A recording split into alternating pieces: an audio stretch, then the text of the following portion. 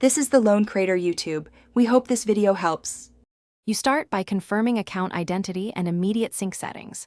Sign into the same account on every device, then open the music app and enable cloud or library sync. This creates a single source of truth. Once done, note the last sync timestamp.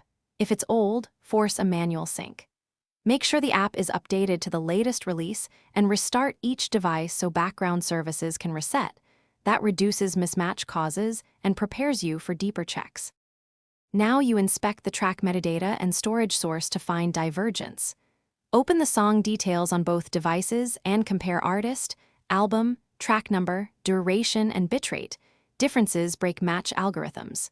If metadata is wrong, edit tags locally or with a tag editor, then re-upload or resync the corrected file to the cloud. Once corrected, clear the app cache and trigger a fresh download of the cloud copy, so every device, and finish by forcing a full library refresh and verifying system permissions.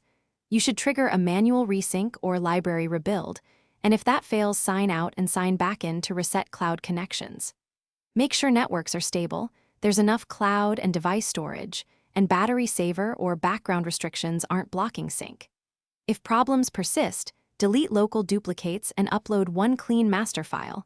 This eliminates conflict. One tip: if you still see mismatches, check for different file encodings and re-export to a common format like 320 kbps MP3.